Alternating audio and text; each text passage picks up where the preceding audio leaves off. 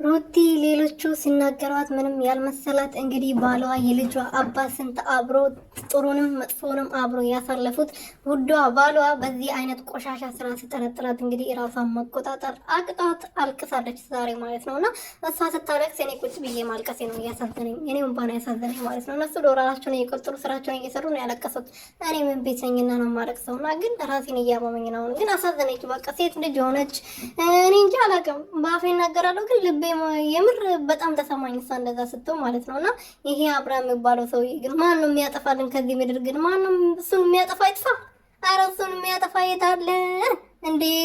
ሴት ልጅ ላይ ተጫወተ እኮ እና እሷ አንተ መጣ እኔን ይቅርታ ጠየቅከኝ፣ ከዛ ሰላም ሆነን ወደ ልጄ እናትና ወደ ልጄ መመለስ እፈልጋለሁ አልከኝ። ከዛ እኔም ደግሞ ነገሮችን አይቼ አስቤበት እሺ አልኩክ። ከዛ በማግስቱ እንግዲህ ብዙ ነገሮች ተፈጥሮ በጣም ብዙ ጭቅጭቅ ሳይሆን ሳትቀር ወንድም ሳይቀር ሁሉም እኔ ላይ ተነስቶብኝ ነበርና እኔ እንደሌላ እኔ እነሱ ቢጠረጥሩኝ ሌሎች ቢጠረጥሩኝ ምንም አይመስለኝም ነበር። አንተ እዚህ ጋር አቆመክ እኔ መጠየቅክ ነው ይሄን ልቤን የሰበረው እንጂ እኔ ማልቀስ ፈልጌ አይደለም እያለቀስኩ ያለሁት አንተ እንደዚህ ስለጠየቀኝ ነው አለች ማለት ነው። መናገር ነበር ያቃታት። የኔ እናት ደክማ እንደታቀላችሁ ብዙ ነገር አሳልፋለች። ብዙ የሚያስለቅስኝ ነገሮች ብዙ ነገር ስታደርገኝ ማረግ ብፈልግ ኖሮ አረግ ነበር። ግን አንተ የልጄ አባት ነው። አንተ መጉዳት አልፈልግም።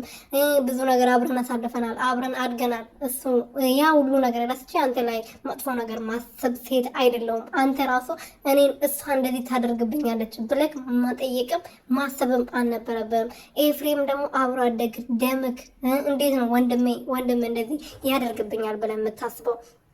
ምን አለም እነሱ የፈለጉ ነገር ሊሉክ ይችላሉ። ግን አንተ ይሄንን እንደዚህ አስበክ እኛም መጠየቅ አይኖርብህ አልነበረብህም ብላ እንግዲህ አልቅሳለች።